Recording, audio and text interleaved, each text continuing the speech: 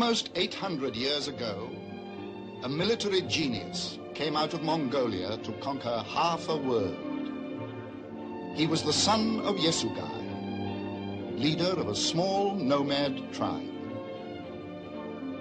This man of destiny, riding beside me as a young boy, was called Temujin, born to rule as the Prince of Conquerors, Genghis Khan.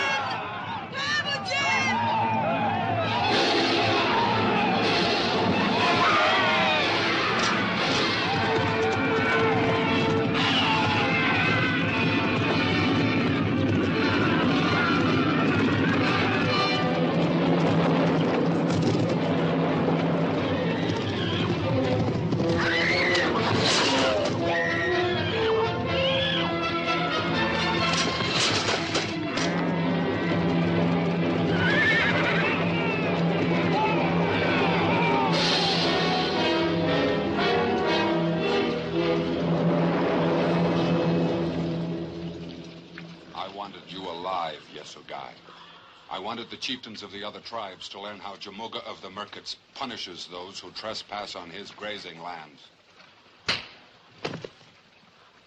Harness the horses!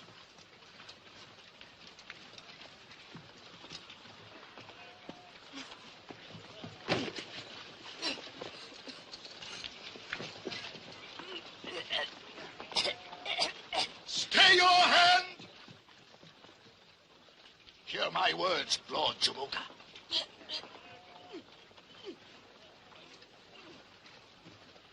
It has been written in the stars that the man who takes the life of Yesugai's son shall die, and die quickly, and by his own sword. See for yourself, mighty lord. It is the mark of blood.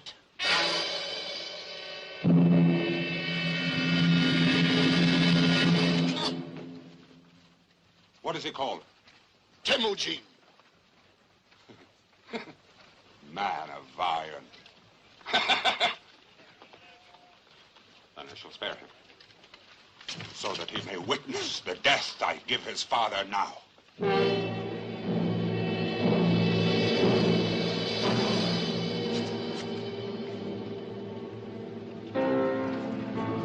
Temujin!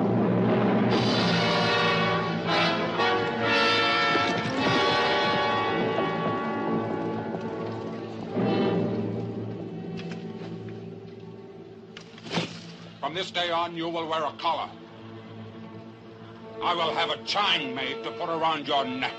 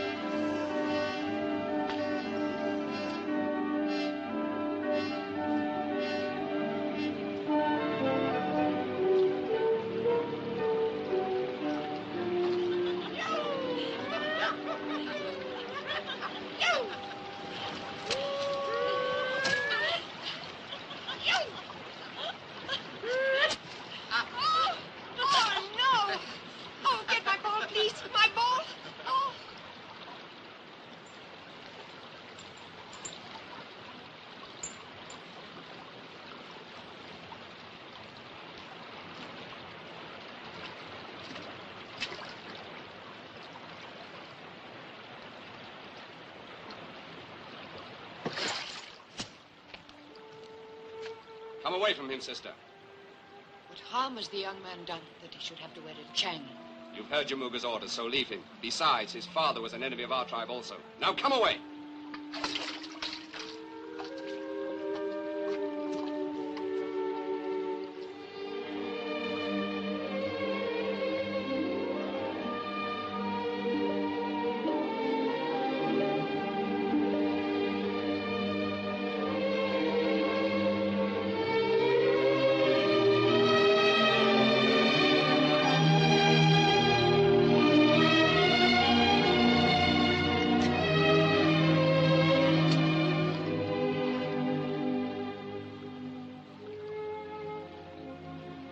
What are you called? Temujin. Why have they put that cruel yoke around your neck? What are you called? Botai.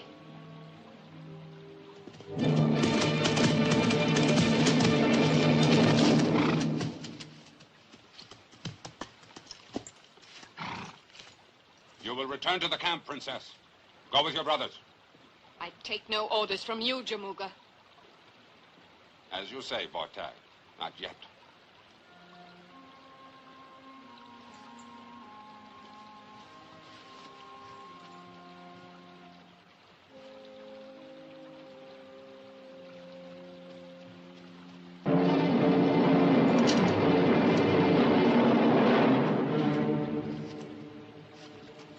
Dogs must be taught to stay in place.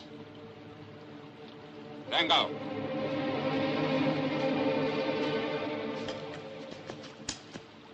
Give me that.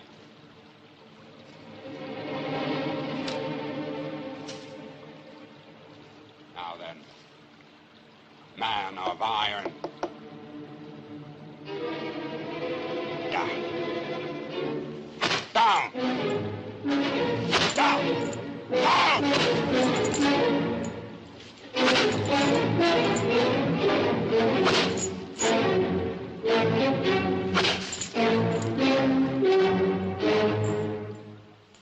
The Lord Jamuga's brave. When a man is yoked. Good luck.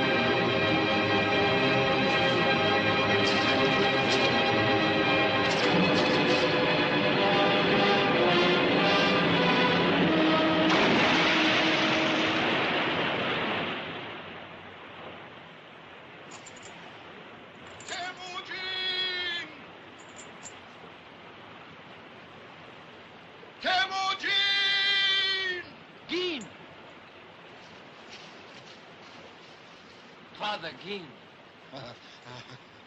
How did you find me? I consulted the stars. My...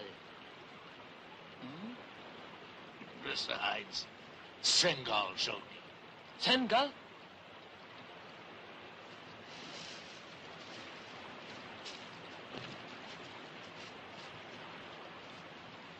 If he was able to talk, he'd tell you that he will be with us from now on. You may be chieftain of the smallest tribe of the Mongols. At least it's a start. It's a good start.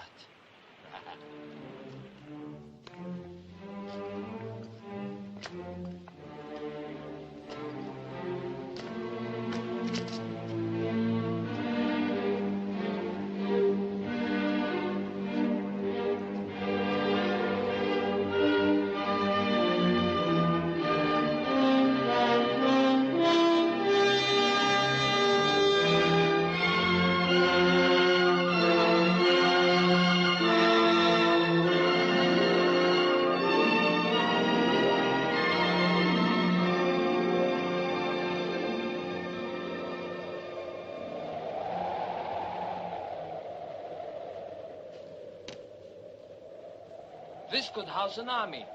How safe are we? The Merkits think that only spirits and ghosts could live up this high. As long as they continue to believe that, we are safe. When they discover the truth, where do we go? East or west? When that time does come, you will decide. But this may help you. Our world is like 3 great circles. Here, to the west, Samarkand and Bokhara, the lands of the Persians. Rich nations who trade with the white-skinned Christians from beyond the desert. And here, to the east? I have not traveled east of the mountains, but I have talked with merchants from the caravans. And they have told me of the Great Walls. And beyond them of the Kingdom of China. A land of great cities where people dress in silks. Even the men. And where the merchants go in search of spices and rare woods from the nations beyond the eastern seas. And here in the center? A barren, empty circle where only Mongols live. Why should it be barren and empty when it lies in the heartland between the rich west and the richer east? Because the tribes, like the Merkits, the Salkits, the Tanguts, and others, are too busy fighting amongst themselves. That's why. But if they join together? The only time that Mongols are joined together is in death. You know what you said about this being the smallest tribe in existence? It would be difficult for it to be much smaller. Then we must make it larger.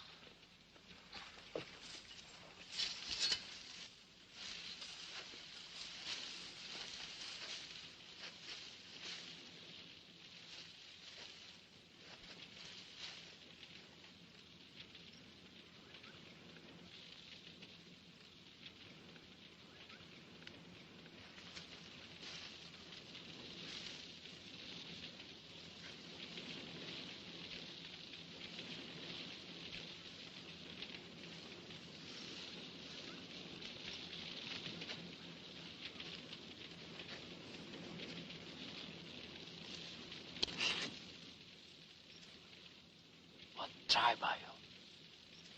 Sulkits.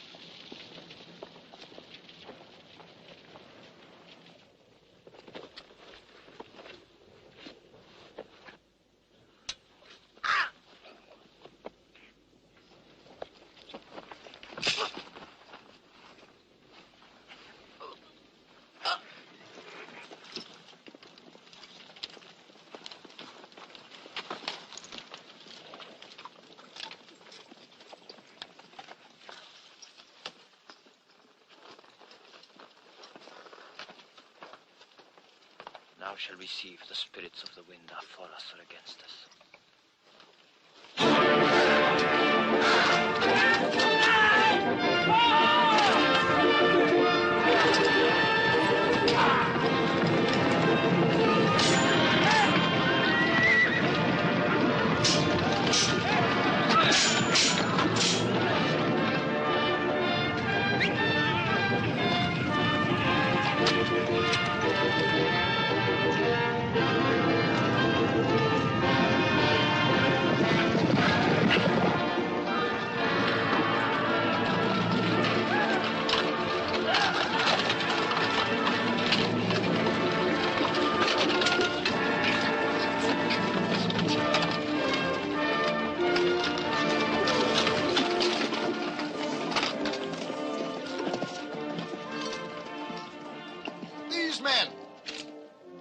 Sulkits.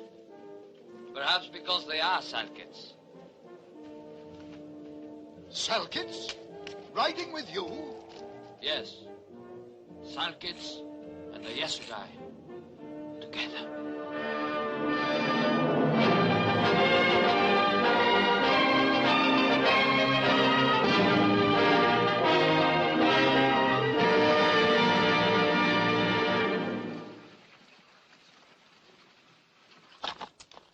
Over there, Lord Temujin, is the caravan road to Tashkent. In the old days, many battles were fought over it. But so many of the slaves were killed, there was so little profit. So, the Treaty of the Slave Trail was signed. A treaty? The Shah of Khwarazm imposed a truce. All have sworn to it. All observe it. No warrior is permitted to carry arms here. Good, then we can take our pick without fighting. You do not understand, Temujin. The truce was signed.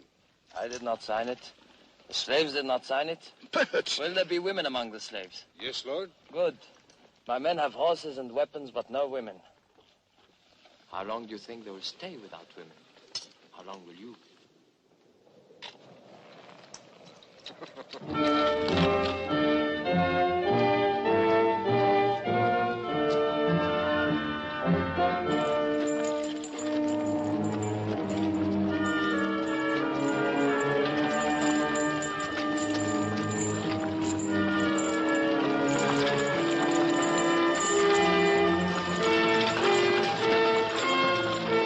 What is the meaning of this?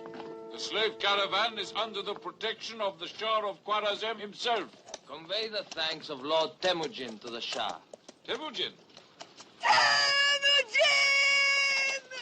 Katke! My lord, I thank the four winds you found me. Jamuka was selling me for a slave.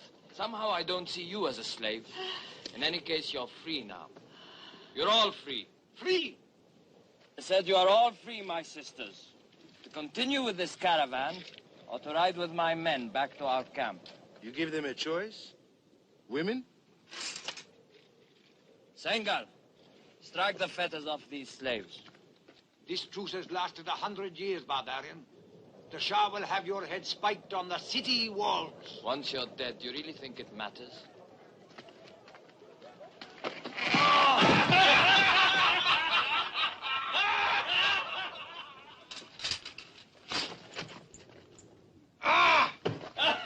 Safe journey to Tashkent, and give our thanks to the Shah!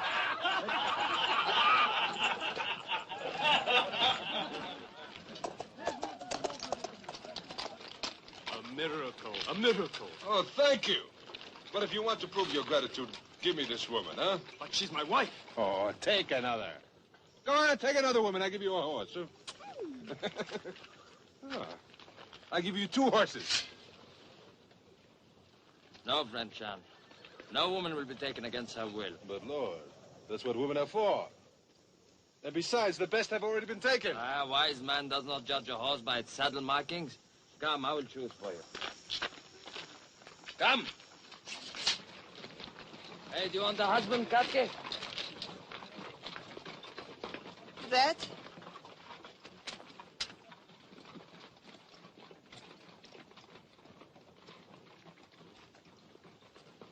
That's settled, then. May you have many sons. It's about time you two, my lord, had thoughts of son. The thoughts I've had in my mind are not for a holy man as you. Give me time.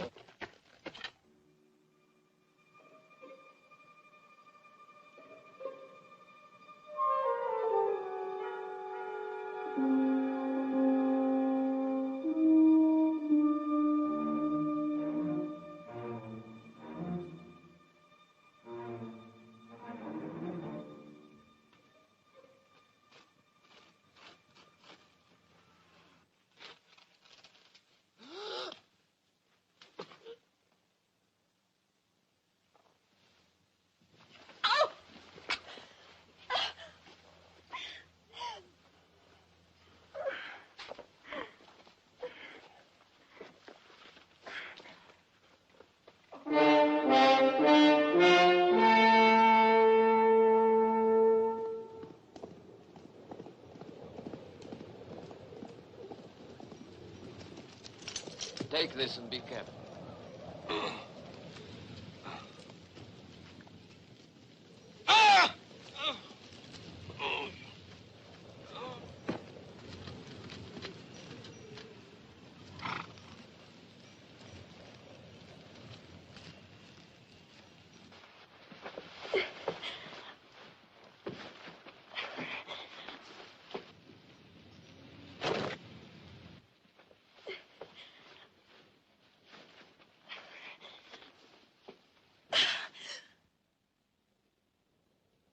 Temujin.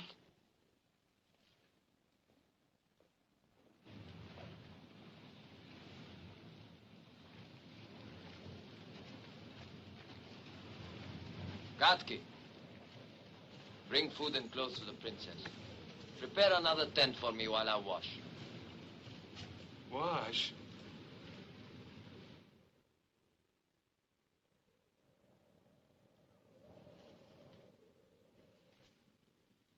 The Lord Temujin, my lady.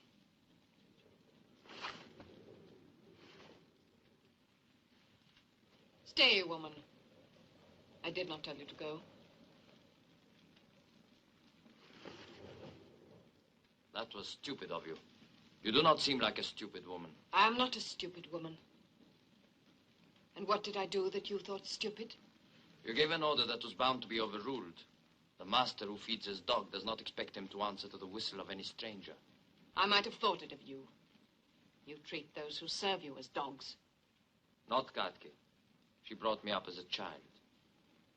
She did not boast about that, I promise you. My lady, anyone else listening to us now would imagine that you were trying to provoke a fight. But it always needs 2 to make a quarrel. Not with me, it doesn't.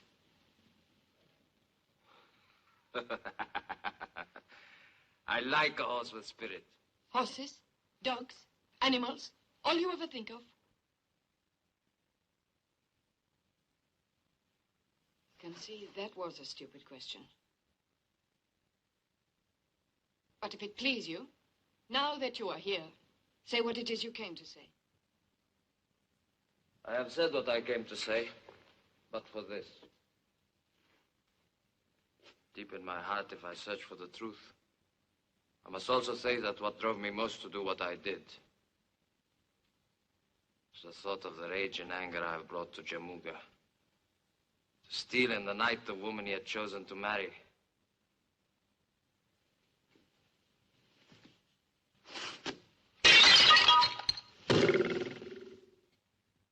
Outcast, slave, Soon you'll be back in a wooden yoke. For born a slave, you'll die a slave. Born a slave I never was. Born to rule the Yasugai was always in my stars. And not only one tribe, but people of many tribes were destined to follow me, to fight my battles, conquer nations. All this was in my stars. You, woman, you dare provoke my anger.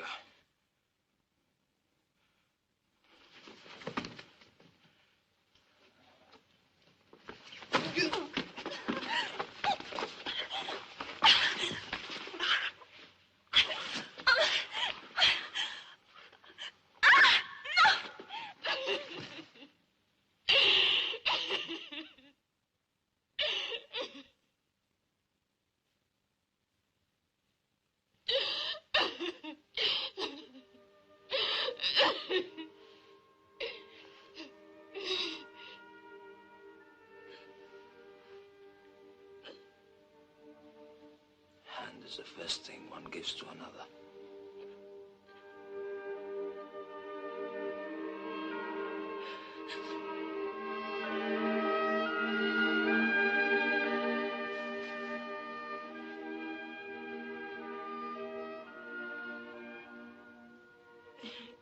If I wasn't so ugly looking, with all these tears, I'd know what to say to you next. But I am ugly looking then. You didn't disagree with me. You see. Talk too much, woman. You never give me a chance to say anything. My brothers always say that too.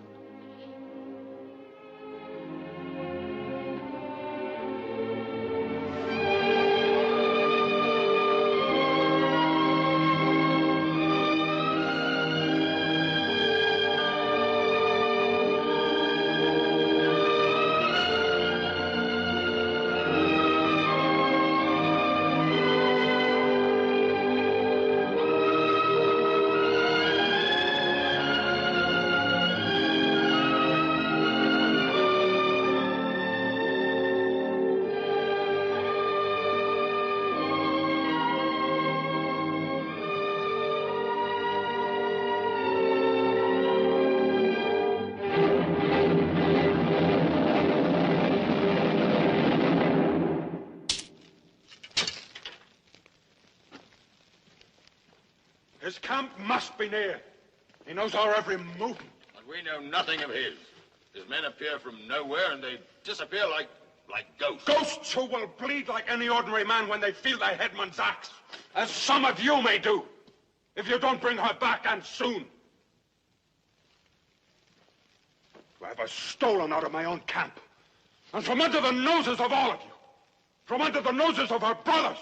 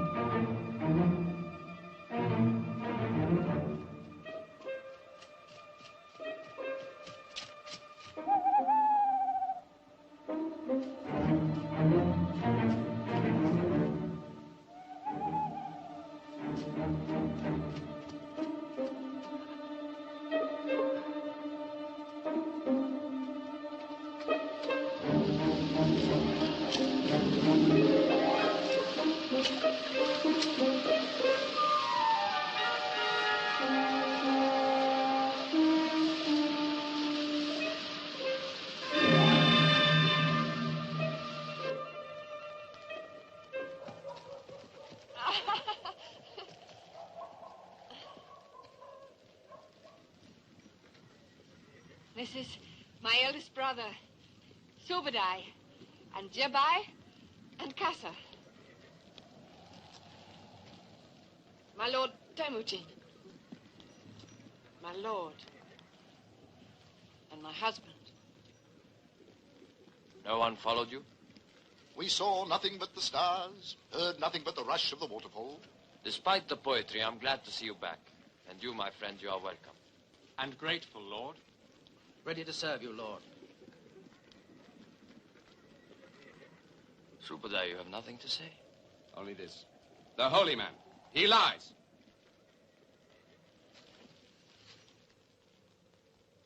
You said?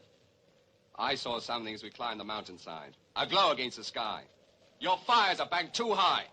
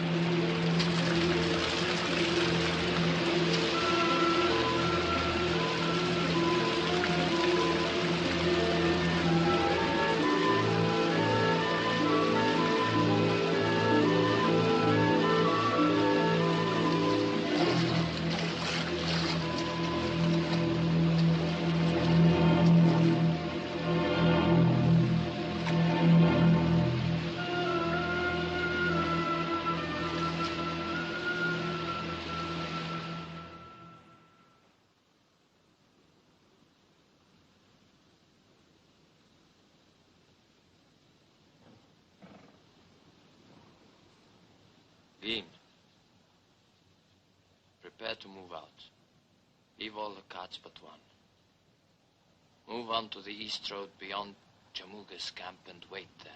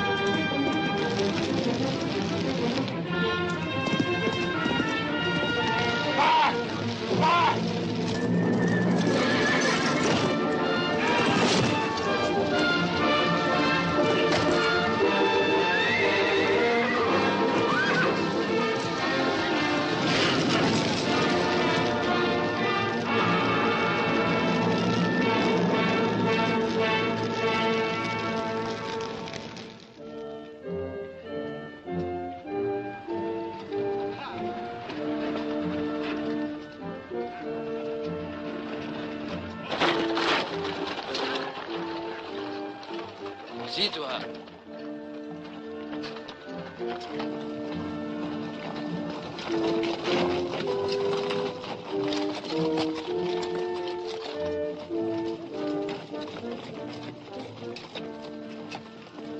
Time is on our side. The hours before Jamuka can reach the sky camp. He'll have merkets from the lakes to the plains riding to join him. Who can travel faster? A horse that needs little to eat, or 100 who must forage wide? Where do we go? East. We will be across the river before dawn.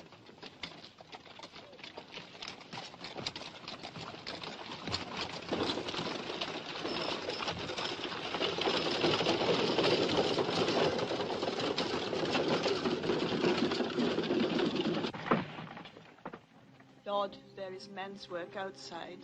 Leave her with me.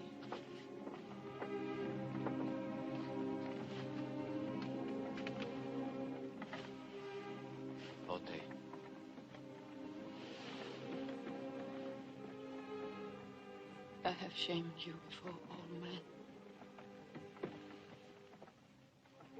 Jamuka. I begged him to kill me.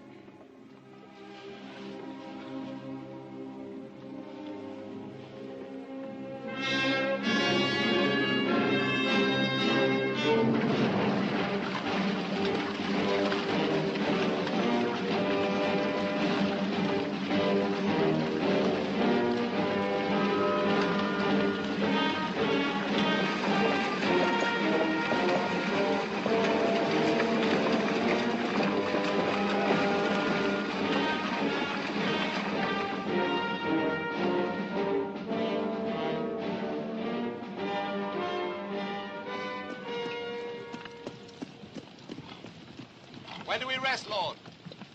Not before we are certain Jamuka has given up the chase. Then let us stop and fight. I will say when it is time to fight, not before. But how long do we keep going east, my lord? All through the winter. And if necessary, through next winter. If we keep heading east, we could end up in a land where I've heard they eat dogs. Or it might have been people. According to Geen, it is a land of great wealth. A vast empire built on knowledge, and we must have knowledge.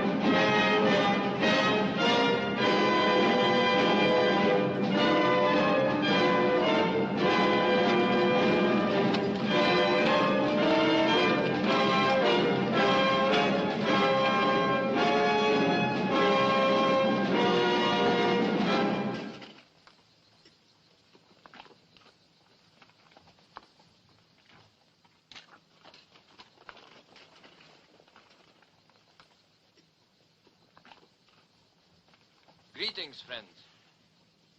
And to you, greetings, warriors. I'm Camling, ambassador of the Emperor to the Indias, returning to our court in Peking. Returning, as you see, is a figure of speech. It seems you travel without much luck. First our Manchurian guard deserted us, then the wheel of our cart broke. Then our driver stole our horses, and the cattle, tiring of our company, followed after them. One might say that the winds of fortune are blowing somewhat coldly. You are in dangerous country. We have heard of one Temujin and his horsemen, fierce, violent men.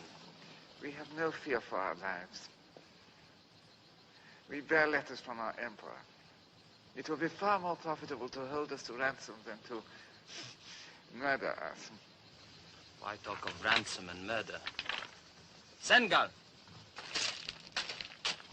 Show them we mean no harm.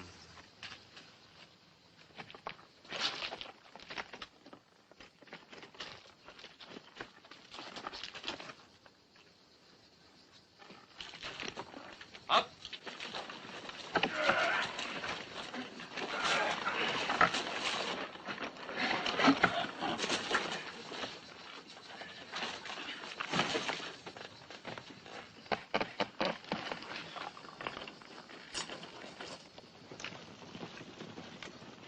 We are grateful. If you would tell us what gold you require for your services. Gold, my lord? I'm not a merchant. You overwhelm me. One last kindness we must beg of you. A message to the nearest Chinese military post for horses and assistance. It is about 4 days' journey. But that would mean leaving you here unprotected. We have spare horses we'd be glad to lend you. Also our services as an escort. An escort? I have 200 men here, all tried and tested. And our numbers are soon to be increased. My wife, she is near her time. Then she deserves better than to ride in the open, like a herdsman. She shall have the poor comforts of our miserable and unworthy wagon. Please, we shall try to make it as serviceable as we can.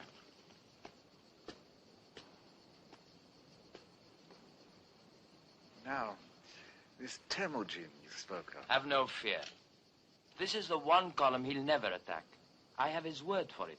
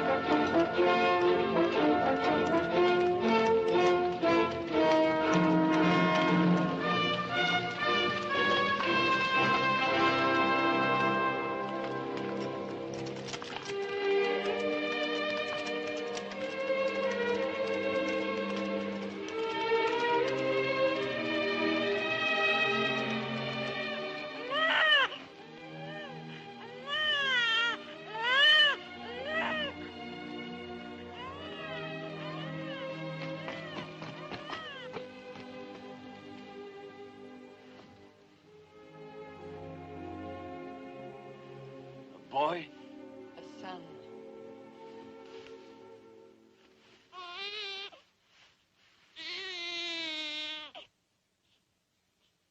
The first child born to the tribe of Yasugai for more than 20 years. And a boy. My son. Temujin. My son, Bote. You are my wife. This is my son. You knew he would be a boy. You always said it. It had to be. How else could he follow after me? The day I first noticed your body growing larger, I gave orders then to Shan to have a saddle built. A small one, of course. A bow and a sword, all of which bear his name. Don't torment me. His name. My son's name. Yoki, the founder of our tribe. Yoki. Yoki. It's a pretty name. It is not meant to be pretty. It is a man's name, as befits the leader of our tribe. Only by the time he's a man, it will be a nation. If any man could ever do it, that man is Temujin of the Yasugai. Temujin of the Mongols.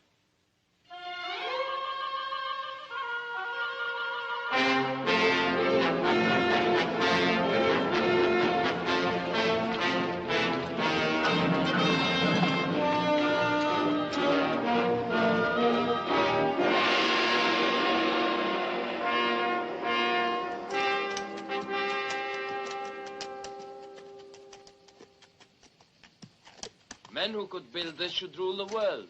So our ancestors thought when they first conceived it, 2,000 miles from the great ocean to the southern mountains. But alas, now we cannot rule ourselves, let alone the world. My lord!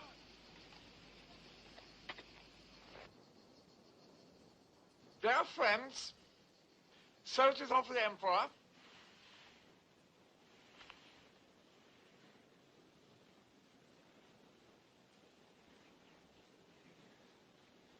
glass, simply reflecting the sun's rays, but it can carry messages further and faster than the swiftest horseman. Childish device, but not without usefulness. Please receive it as an unworthy gift. One drawback, however, I should point out.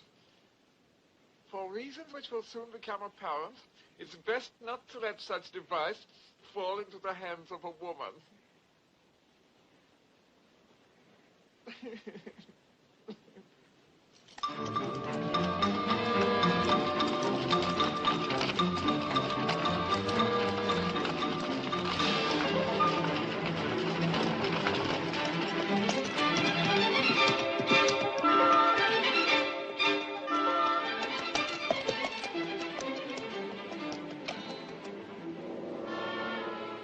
Overfed bears should be no match for wolves. Remember that now.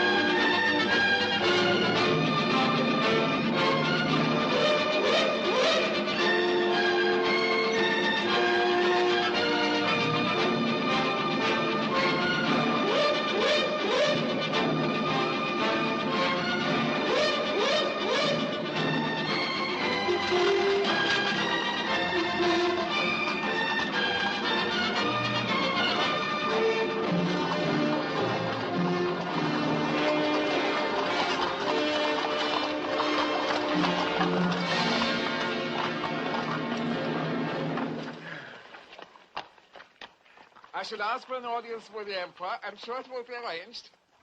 I shall be honored. The Emperor also will be honored.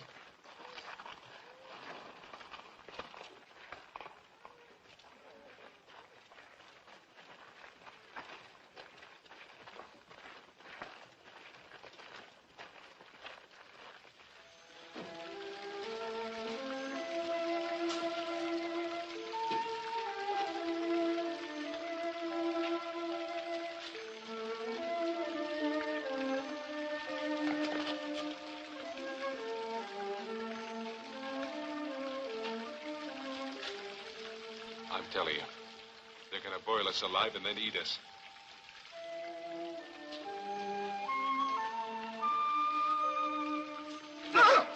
No! They're only going to wash us. Wash? Must be a custom of the country. Why? I don't know, but I don't intend to find out. Well, I do.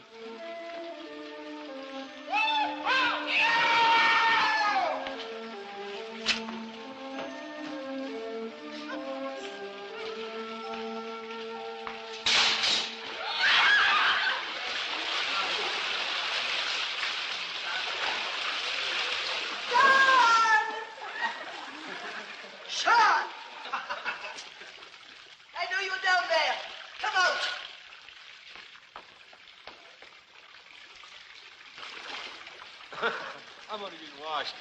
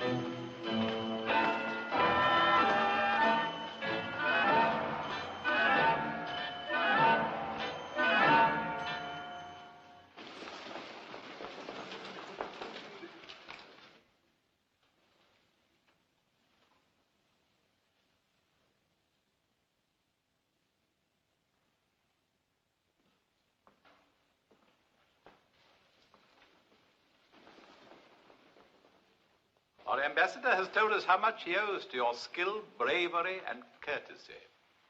Kamling is generous, Your Majesty. He's also told us that you are a shrewd and observant man. That is unusual. I have always believed that fighting, horses, and women were the sole interests of the men of your nation. Tribes constantly at war with one another cannot be called a nation. Then we shall do nothing to discourage your quarrels. As long as you Mongols fight among yourselves, I and my people should have little to worry us. Surely a nation as rich and strong as yours has nothing to fear. Fear? The Chinese Empire knows no such word. Then what is the purpose of the Great Wall? The wall merely ensures that civilization, knowledge, the arts as we know them shall survive.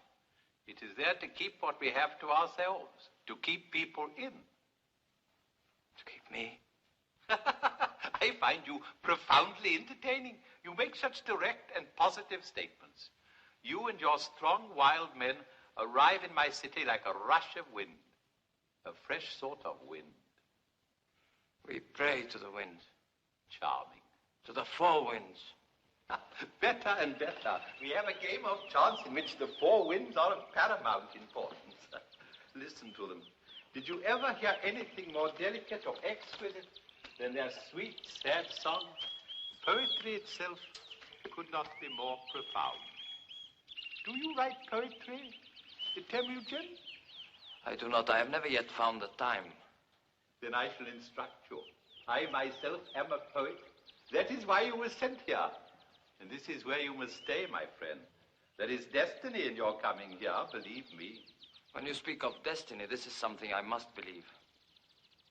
At last we agree about something. We shall find many more things in common. Take the birds away. Their chattering distracts me. We must discuss the gods to whom you pray. Primitive religions have always fascinated me. And while you exchange your knowledge of military matters, I shall instruct you in the art of poetry and painting. I find it difficult to control my impatience, Your Majesty.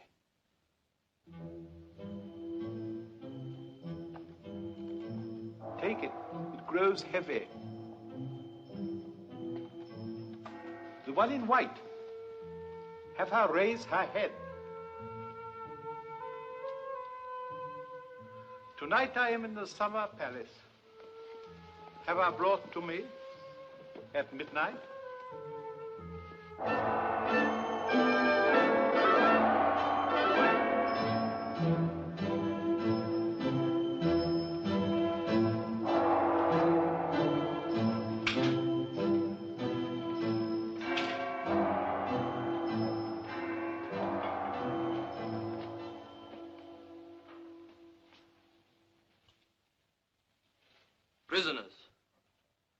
Make no mistake about it.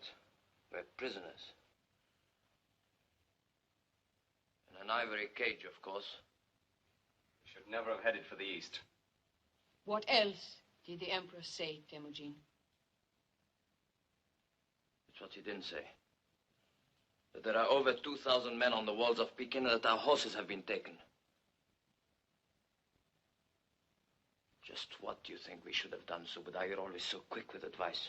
It is what I have always said. If we had not run, but stopped and fought, Jamuga, none of us would have to be here now. None of us! You have a strong right arm, Subudai. And I like to know it is at my side, but your mouth is young, and it needs training.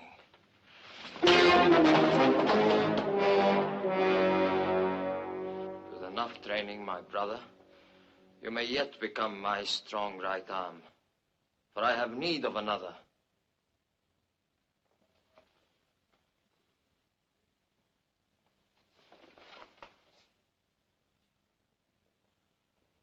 This peacock, this emperor, has overlooked one thing. There is much to be learned here, much that can be used later. And if this is a prison, I can think of worse hardships. Yes, I know I've never eaten so well. As for me, I even enjoy being clean. It's not the being clean that you enjoy, it's the washing. Well, the women are beautiful, I must say. All of which the Emperor hopes you will learn to appreciate. Until soft living is all you're fit for. Forte is right. I do not want any of our men fat and useless. We will all exercise every morning for a start.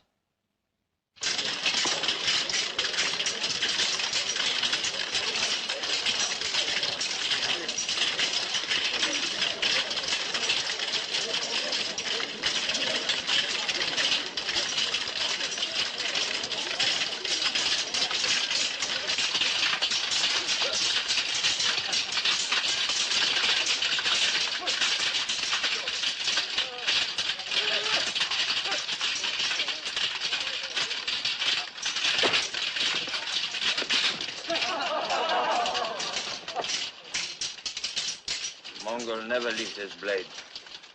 Not unless he's dead. Just a reminder for you to carry. Look! Over there! A signal!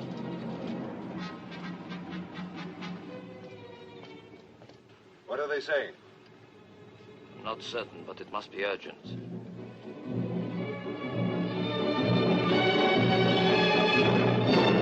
Take the map away. It's not only inaccurate, it's inartistic. Stop them weeping and wailing. I want advice, not pandemonium.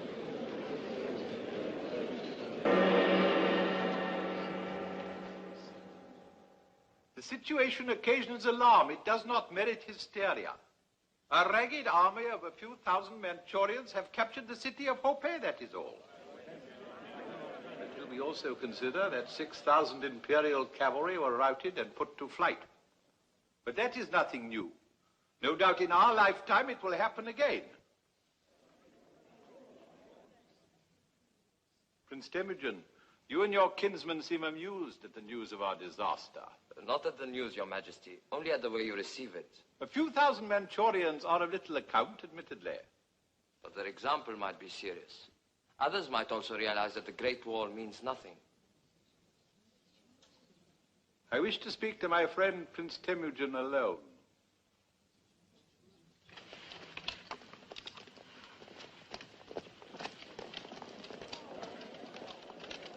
Bring hot wine and tea. And do you stay and keep us company?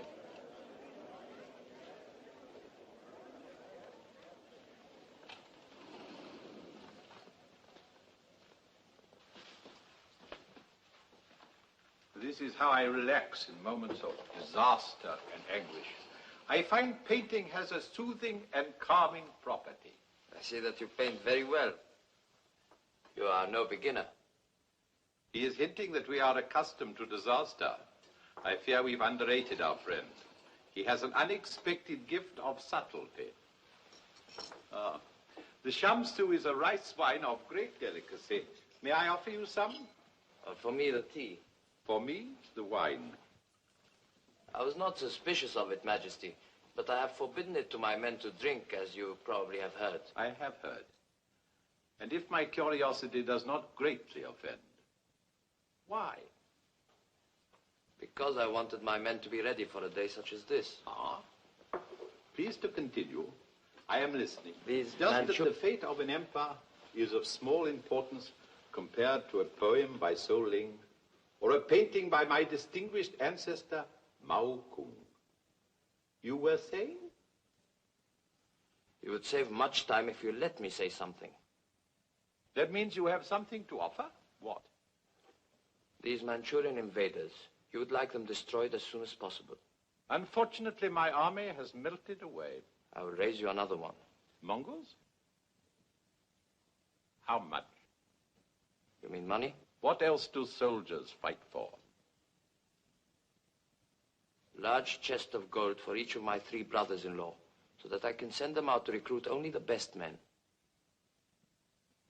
How could I be sure I was not just replacing one army of invaders with another? You cannot be sure. There is a solution, Great One. I myself, who know him better, would trust Temujin. But if he were to leave his wife and son as hostages in your keeping... I agree. See that Prince Temujin has all the gold he needs, and we will offer a special reward for which one of your wife's brothers does most to help us. There is no need. It is a custom and a charming one to announce the reward before the service is performed. In our experience, it often helps with the accomplishment. Have the court brought back. I wish them to see how tired and exhausted their emperor is, working devotedly in the service of his people. I will do so, Great Emperor, but as Temujin and I have so much to do... Very well. In any case, you've both seen the state I'm in.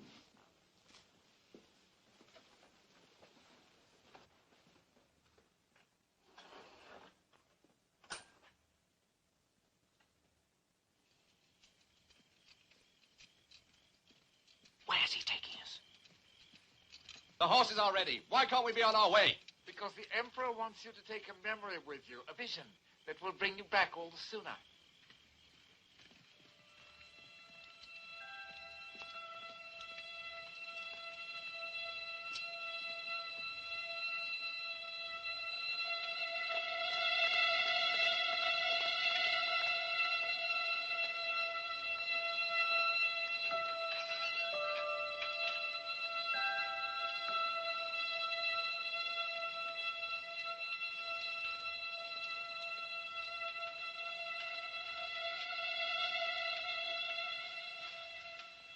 Look at the picture.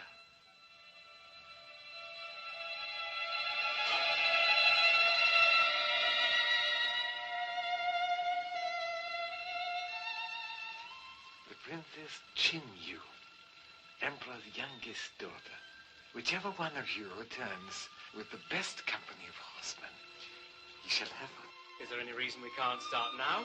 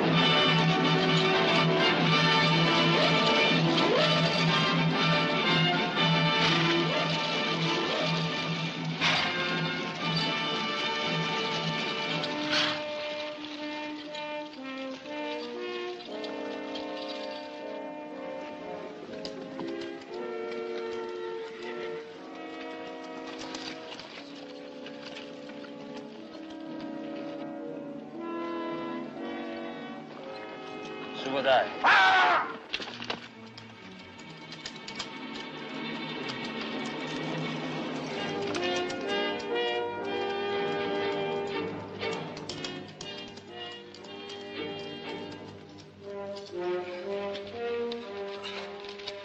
Teach her to be a woman while I'm away. Out!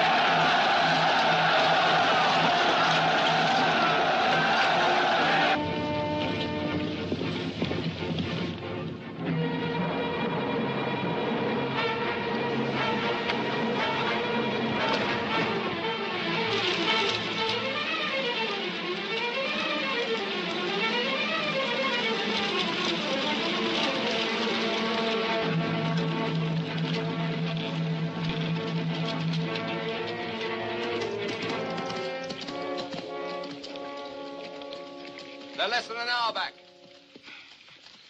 Jamuga leads them. Seat your men. Now!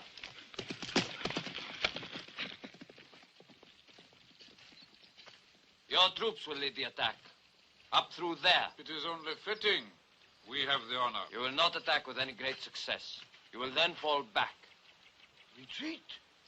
You have had some experience of that, I imagine. But we lose face. Better to lose face than your head, as the unsuccessful defender of Hope has apparently done. When you fall back through here, my Mongols will fall on them from both flanks. Then you will lead your troops back again at my command. Now get your men into position. I will tell you when to move forward.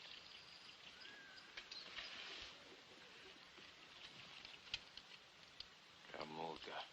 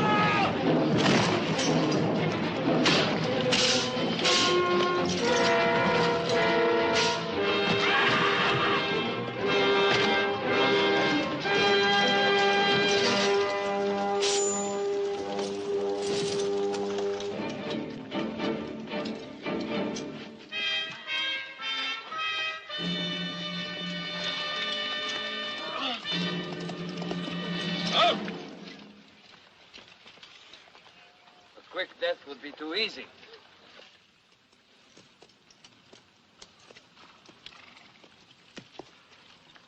You can choose. Either you live to follow the banner of Temujin, or you die with your leaders Now show them to me! These men who led you into rebellion against your empire!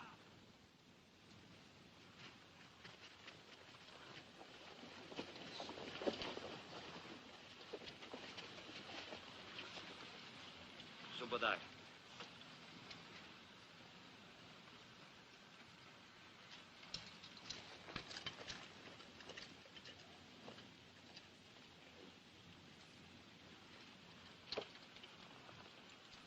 Jamuga, you will pray for death, and the chang you wear grows heavier and heavier, and the laughter it brings grows louder and louder. And you, Temujin, will live to regret this day, when you withheld the blade from my neck.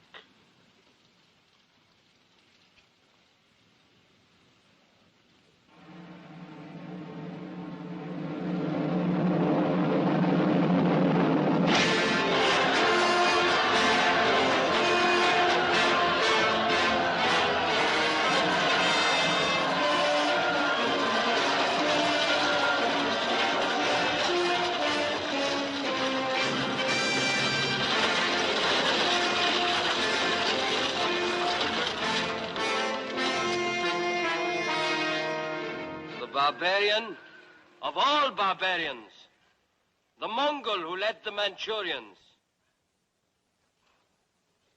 And it is fitting that his punishment be far greater than for those whose heads I have brought you. The Lord Jamuga, Your Majesty.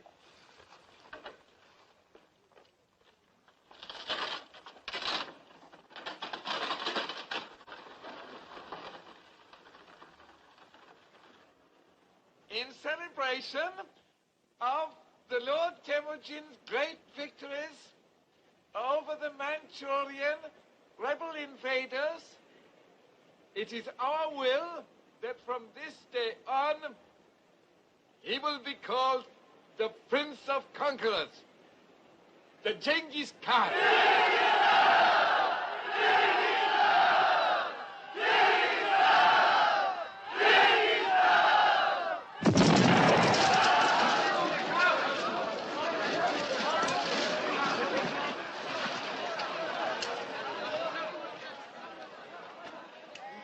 Spare us, Lord. We meant it only to be a salute to your victory.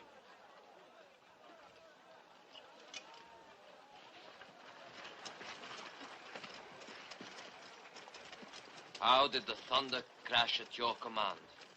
It is a simple alchemist trick, but we use too much black powder.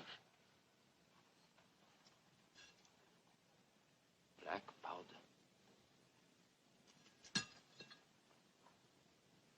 Come to me tonight, and bring some of your powder with you. I want to see how you make it thunder.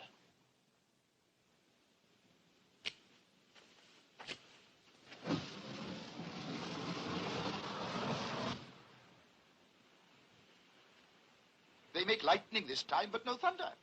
That is something we've discovered in their experiments. It thunders only when confined in a container. Then it can hurl a stone even further than the longest bow shot. Shall they demonstrate?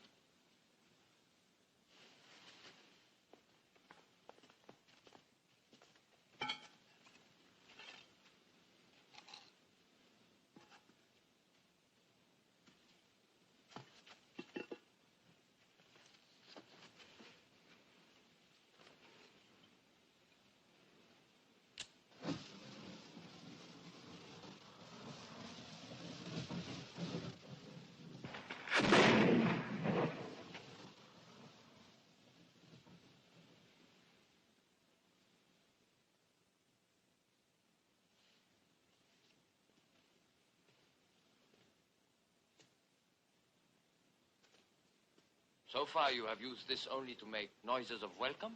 And sometimes to make pretty effects in fire and sparks to amuse the children. We have many variations. I can tell what you are thinking.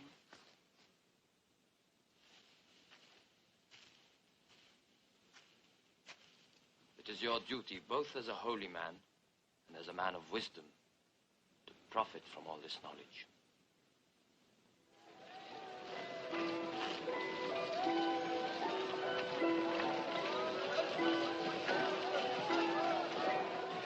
You want something? Give me that blue horse, will you?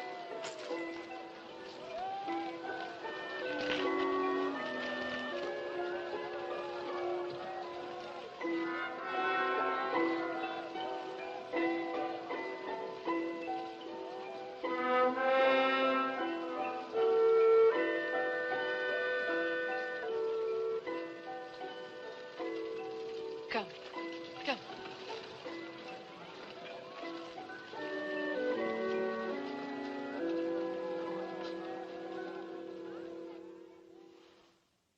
And I tell you again, it has to be done. As long as this man lives, none of his tribe will join with you. They can't. You know their laws, and our laws too. To kill him would be an act of mercy. Oh, I'm not talking of mercy, but of common sense. Listen to me, Temujin. Hear me well, and one day, remember that I warned you. There are only two things you can do with Jamuka. Put him under the ground, for all time, or put him at your side, and have the Merkits ride with you. Are you out of your mind, woman? Jamuga, who killed my father, kept me in chains? Or is all this forgotten, all forgiven? And you, the scar he put on your back, has that also disappeared with the passing of time? Neither the scar on my back, nor the memories of how it came there. No, Temujin. These I don't forget. Nor the hatred I have for this man. And yet, to help you make what you want come true, to make our people into a nation, I could set aside my hatred, because it would be necessary. And it shows how little you know of me to think that I could, too. I know you better than you think.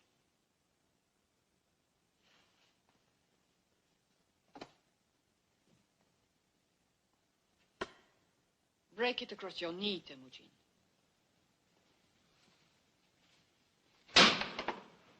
Now the two pieces. Together. I know what you are trying to tell me. That we are only strong when we are undivided. And one day, you will listen.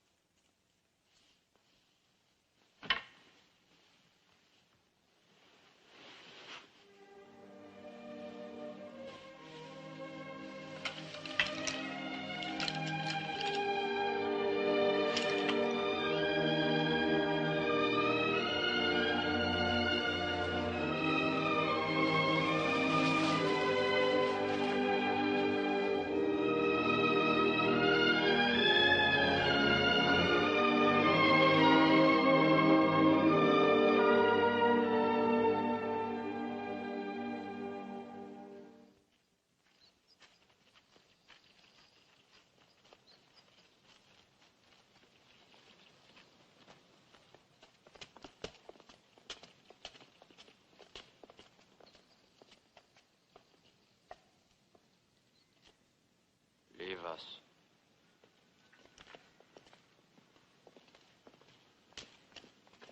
Is it possible for you to be a Mongol first, and only secondly Jamuga, chief of the Merkit tribe? Has the Chang also smothered your tongue? Not yet. Perhaps if I wear it as long as you did. Once you took the Chang off my neck. Perhaps I can do the same for you. The price? There is no price. Only a dream accomplished. A unified Mongol nation, not just separate warring tribes. With the Lord Temujin at its head. The stars have written it. Geen, my holy man, tells me this is true. A Mongol nation will come, Jamuga. It will. But if the Merkits ride at our side, it will come sooner. The Merkits need no other tribes to ride beside them. Behind them, I should say. All others fear us already. Our power, our strength. Even my death cannot destroy that. You're thinking so small that you can only think about yourself? And what do you think of then with this wild dream of yours of a Mongol nation? And apart from these stars you speak of, what else makes you think you have been chosen to rule? You will die carrying that shank, Jamuga. Unless I have your word now that your merkits ride with us the day we leave China. And that day is soon. If I were free from this yoke, my hands would still your jackal breath forever. So will I! Put this animal back in his cage.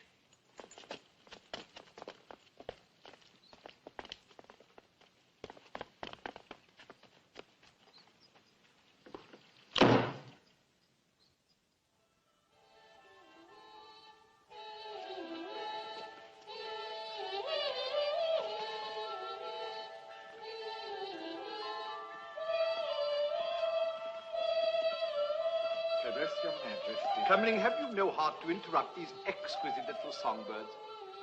The interruption brings present news. Oh, very well. Come here, my little sparrow. Come and sit beside me. Go on, if you must. Genghis Khan has arranged a demonstration tonight for you and your court to thank you for all your kindnesses over the years. Don't tremble, child. Although divine, I'm also human. And as a farewell. Farewell? Did you know about this? They wish to return to their own lands. I cannot allow it. I have told you many times of my dream of a united people. And should it take force to accomplish it, I have the men now. And I have trained them well. And I bought them. And you are my general, Genghis Khan. And their leader. Kamling, you are the Khan's friend. Not his only one, I hasten to add. Do you reason with him? For his own good. The Emperor wants to remind you of your first meeting, what then was said. That the Great Wall of China is to keep people in.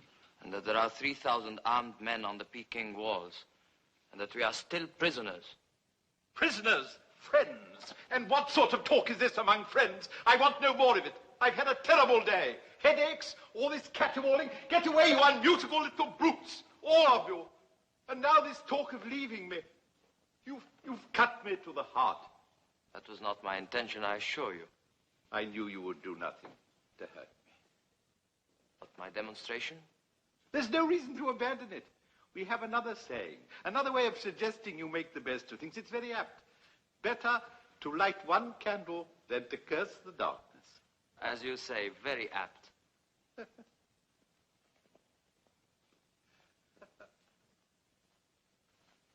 Nevertheless, you will have him watched. I thought you would be pleased to see Genghis Khan and his horsemen ride away. So that one day they may ride back as conquerors. The Khan knows us for what we are. Rich, but regrettably weak. What will you do?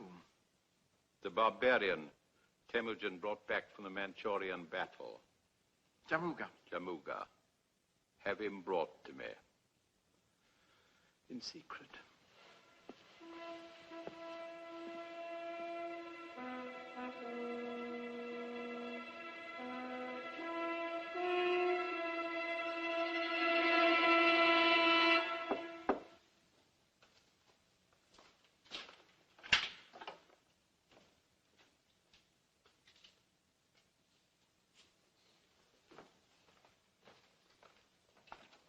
Your message said it was urgent.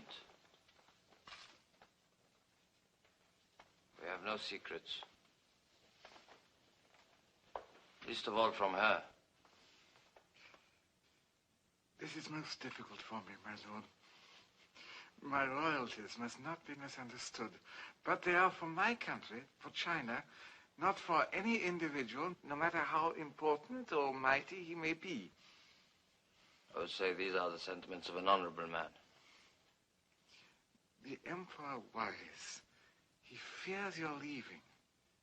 He is wrong. He and all in China should fear your staying. He is a man of subtlety, however, and there is another solution. Your people stay, you go. On a very long journey alone.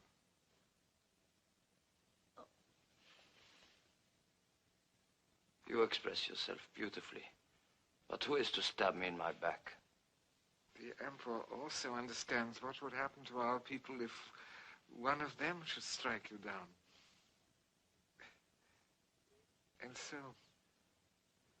You have walked too far to stop now. Our people would be blameless if your assassin were a Mongol. A market. Jamuga. Bring him here. It would be better if I were not present. You will stay, my friend. You will stay.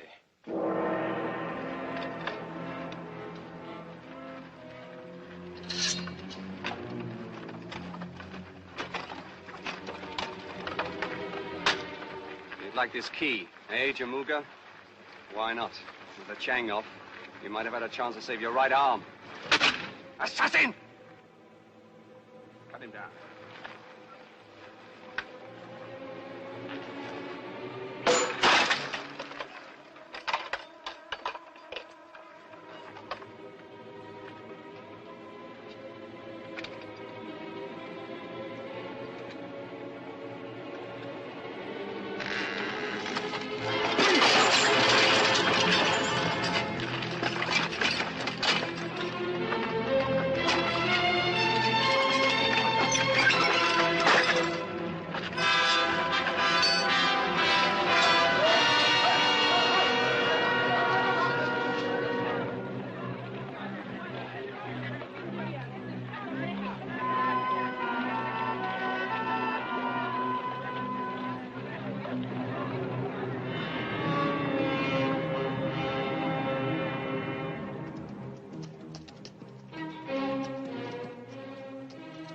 Still can't be found.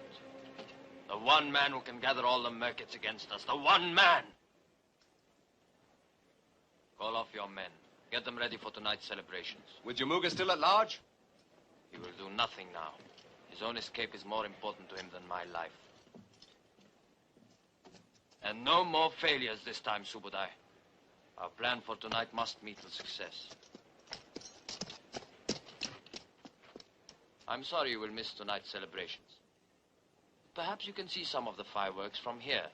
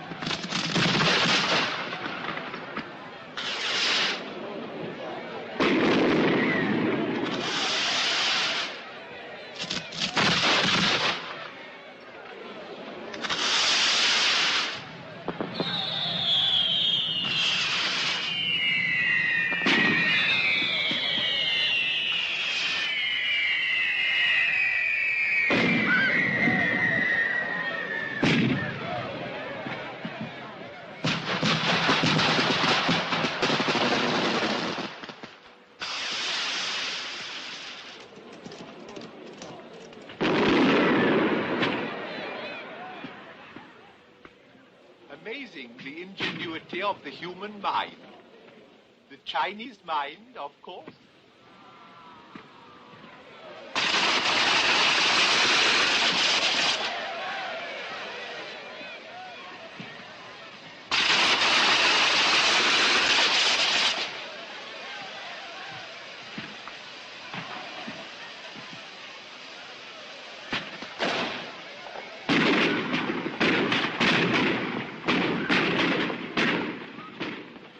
You are a true artist, Prince Temujin. I knew it from the first day. My profound felicitations. And now for our final display. Final? Perhaps you would like to set it off. It would be an honor.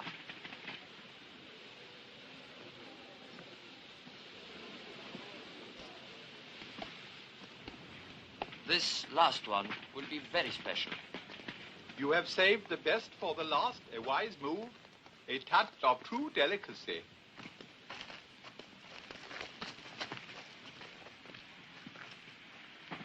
As you yourself said, better to light one candle than to curse the darkness.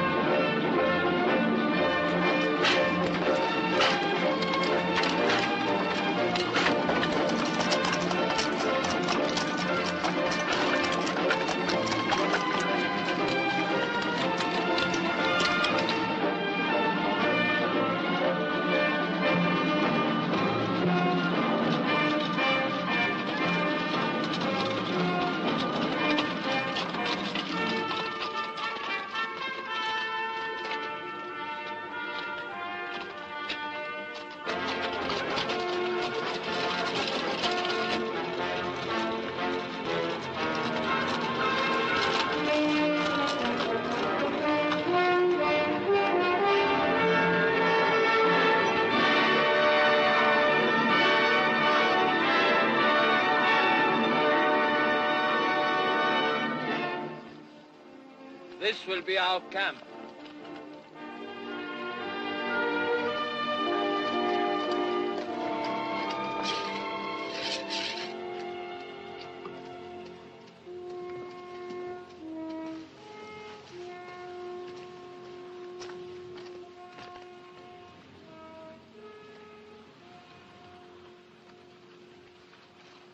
My lord. Here.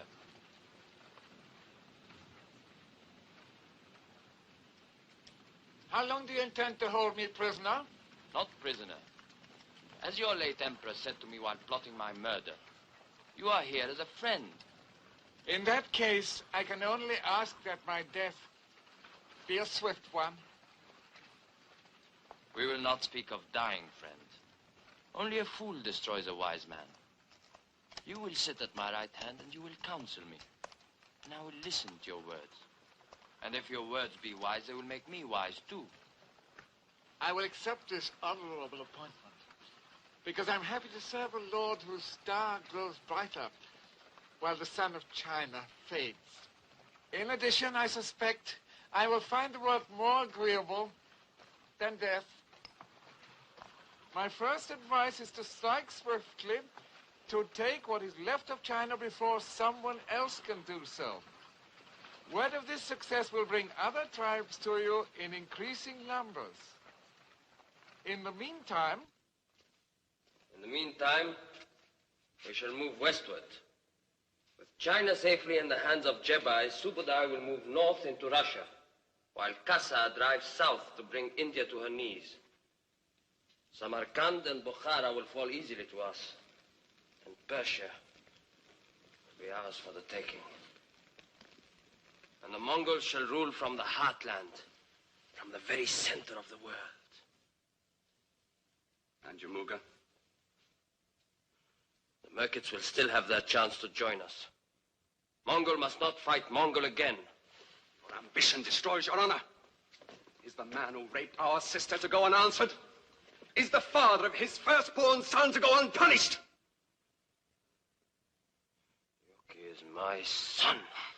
The man who lets personal revenge take precedence over the tasks before him will never complete those tasks, and he will lose all that he has gained. Enough! My word is the law. I'll get on with my work.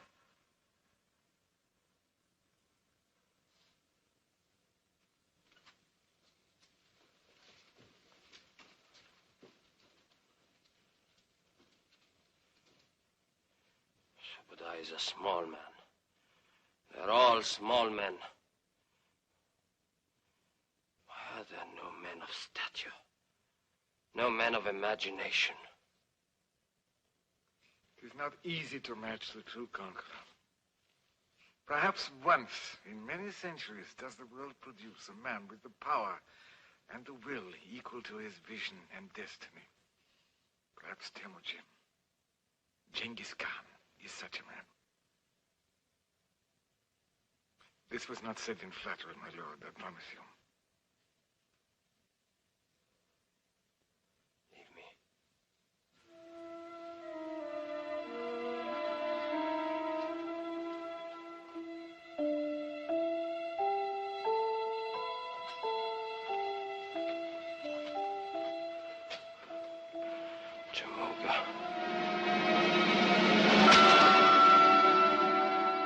In the next few years, the Mongol hordes of Genghis Khan seized all of China north of the Yellow River, carved its way across the Ural Mountains into Russia, and plunged southward across the borders of India.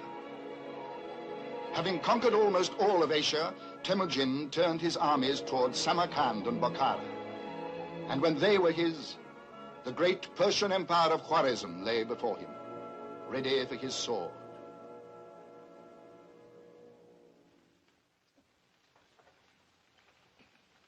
Come now, Jamuga. You are an old general. You know very well that even if I agreed to join forces with you, you could never hope to defeat this this Khan. No one else has. No one else has an army equal in strength to our combined forces. We will be more than enough to slaughter him. I have no desire for slaughter. Lamb, it's for slaughter. This meat is very sweet and succulent.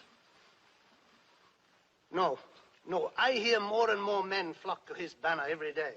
Defeated men, weaklings, the first to run in battle. But I have not offended him. He has offended you. Years ago, that caravan on the slave trail. His violation of the treaty. Oh, that was when... That was when the supply from the east was cut off. No spices, no jewels, no women. And remember this. Your country lies directly in his path. Your only hope of saving Khwarezm, of saving yourself, is to align yourself with me.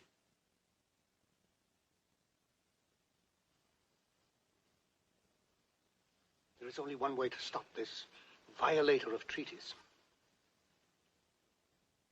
You and I will ride together against this Genghis Khan. We will crush this wolf, this thirster after blood, this corrupt defiler of women, this scavenger. Your serenity speaks words of wisdom. A gift shall seal our bargain.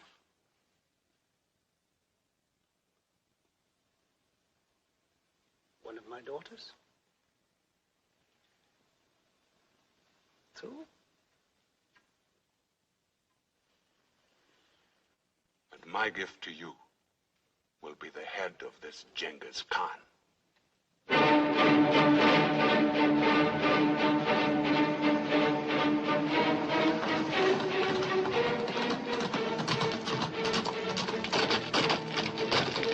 The armies of the Shah and Jamuga are joined and on the march. They have already crossed the Alu River. Then the time is here, finally.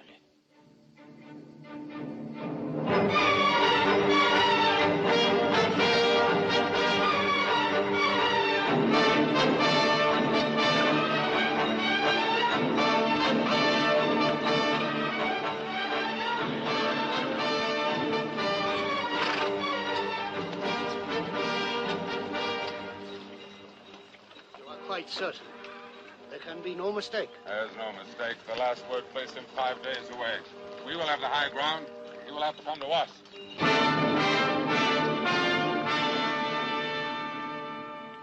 We will have the high ground, you said. They will have to come to us, you said. Are they not doing so? An emissary with a white flag.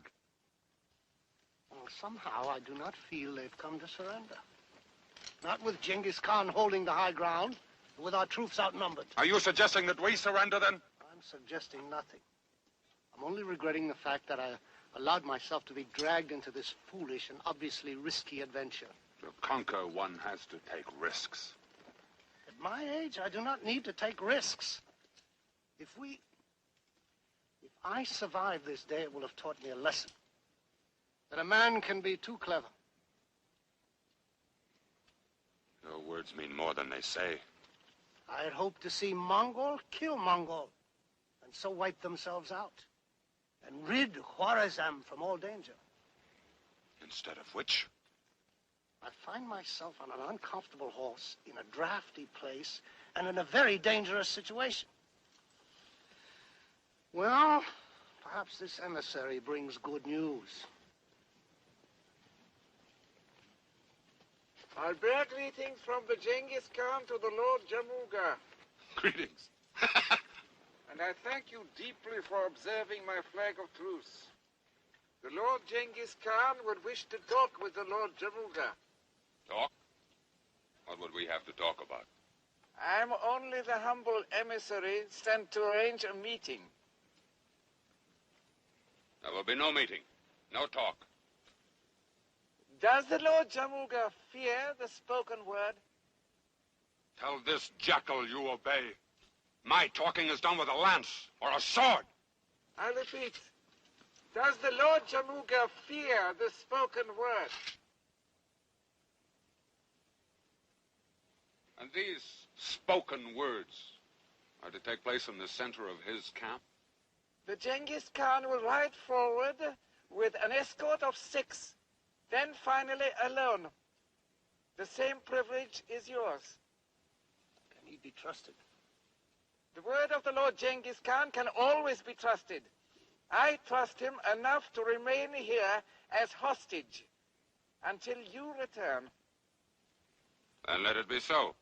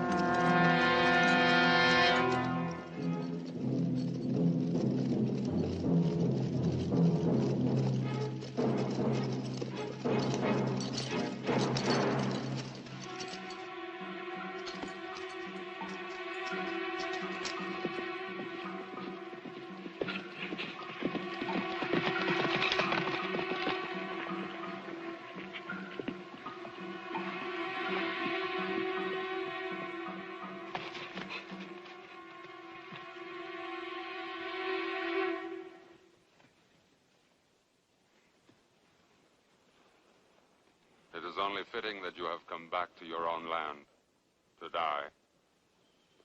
But it is not fitting that the Mongol should deliver the death blow.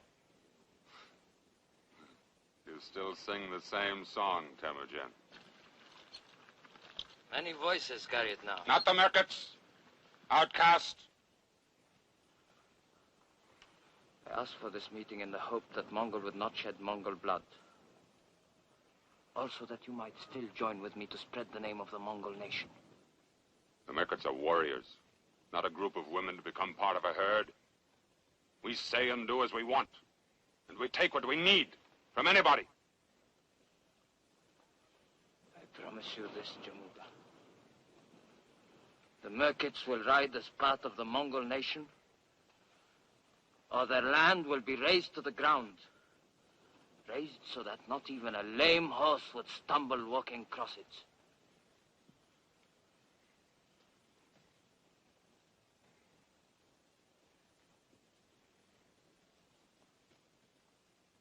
I must talk with the Shah. Counsel is always worthwhile. We will send you our answer. With Cam Ling.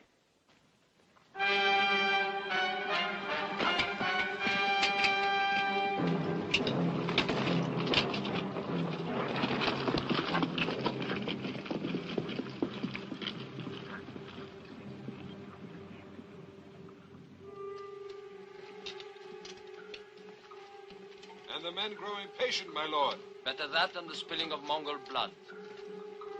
Not one of our horses will put 1 foot forward until I have Jamuga's answer. My lord! Look!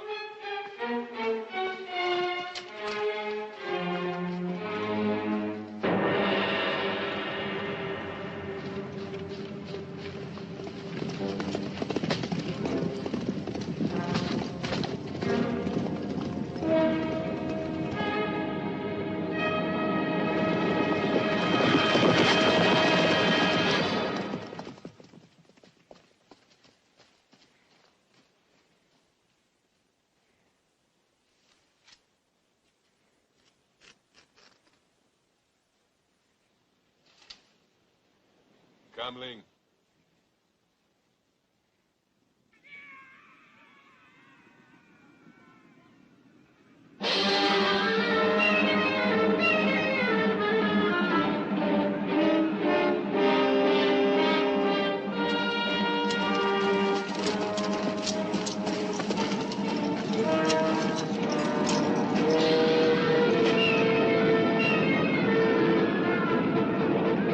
Take your post.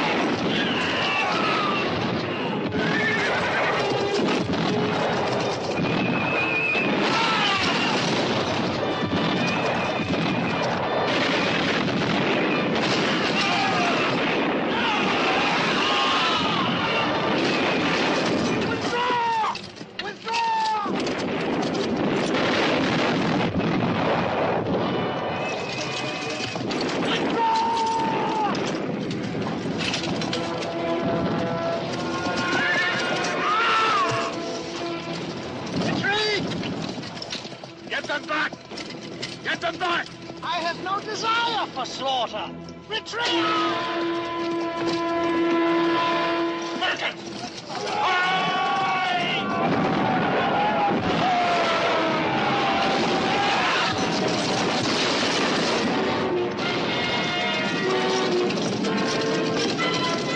Hello, Jamuga!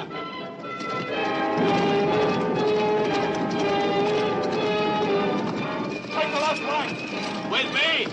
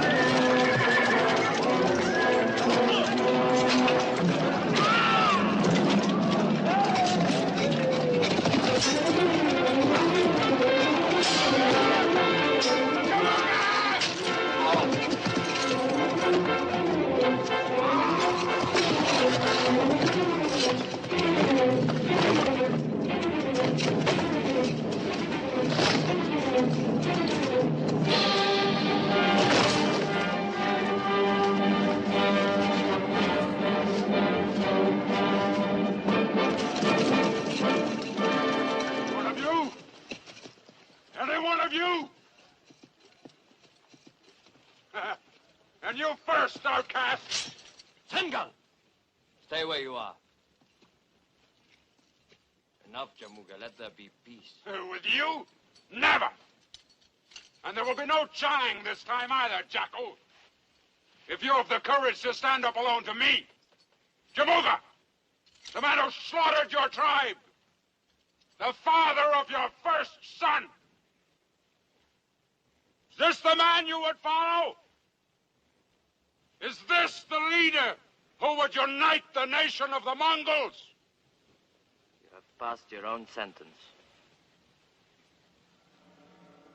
The Mongol duel? And when you are dead, Jamuga, your men will ride with mine.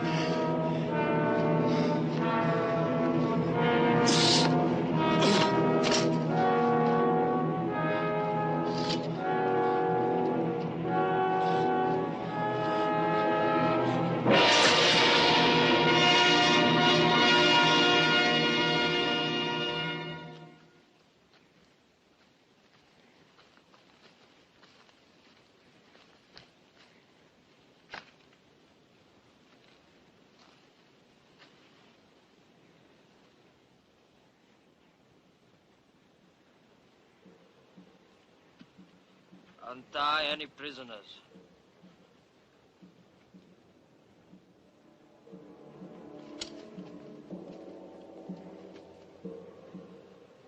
If any of the Merkid tribe would leave us,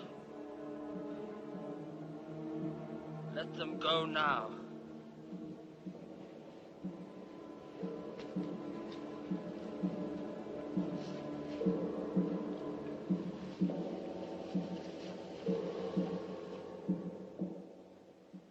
I've lived to see it. That the tribes come together as one people.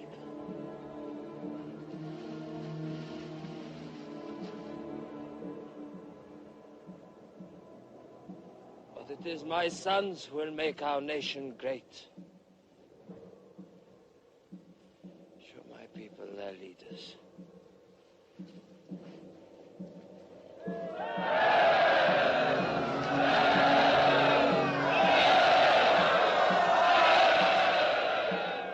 And until they are old enough to lead, it is my wife and her 2 brothers who shall speak for them. Shall guide them to walk straight. What I have always loved. Turn me towards the wind. I want that the gods should see me in the face.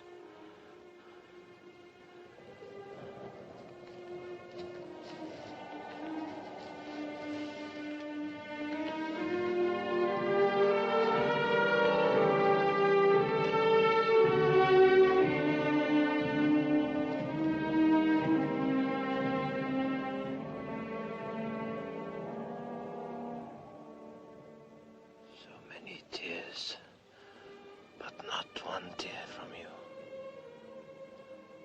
There will be many years for weeping. I want you to see me. As you have always.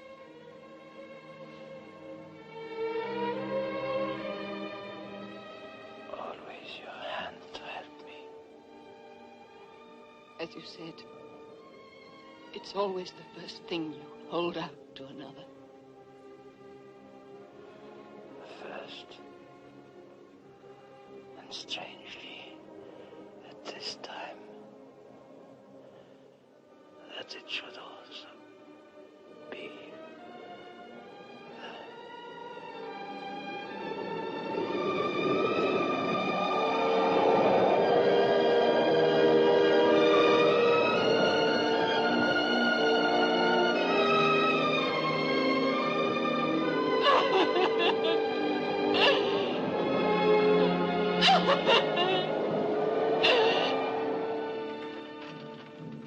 And so it was that Temujin, the Genghis Khan, was dead.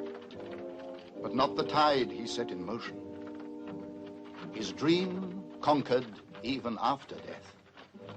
His sons rolled westward into the Hungarian plains, burned a path to the borders of Egypt.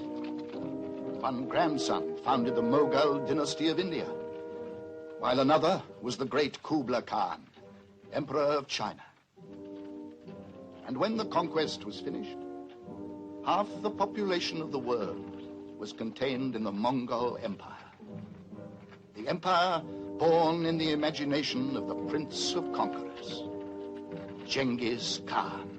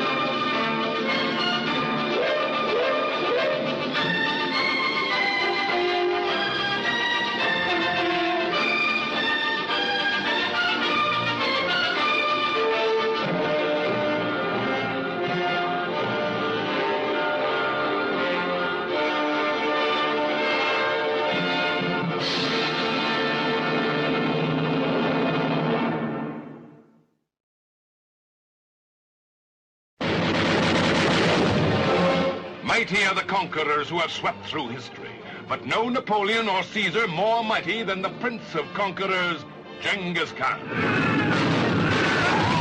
Many are the actors who have achieved stardom, but none have rocketed more surely or sensationally to the highest galaxies than the Academy Award nominee of Lawrence of Arabia, Omar Sharif.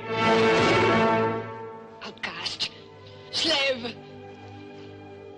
Born a slave I never was. Born to rule the Yasugai was always in my stars. And not only one tribe, but people of many tribes were destined to follow me, to fight my battles, conquer nations. All this was in my stars. And to bring to life the full sweep and magnitude of such a story, a cast of towering stature. Stephen Boyd at last finds a role as mighty as the part that brought him international attention in Ben-Hur. If I were free from this yoke, my hands would still your jackal breath forever. So would I! Put this animal back in his cage. James Mason crowns his gallery of unforgettable characters with his wily interpretation of the Chinese ambassador. Perhaps once in many centuries does the world produce a man with the power and the will equal to his vision and destiny. Genghis Khan is such a man. Eli Wallach caps his Broadway and Hollywood achievements with his most devilish creation. You and I will ride together against this Genghis Khan. We will crush this wolf, this thirster after blood, this corrupt defiler of the women, this scavenger. And as the Emperor of China, one of the world's most distinguished men of the theater, Robert Morley. But the girl whose beauty will enslave the conqueror, France's newest star, Françoise Doliac. The conqueror of the Prince of Conquerors. Listen to me, Temujin. Hear me well. There are only two things you can do with Chamuka. Put him under the ground. For all time. Or put him at your side.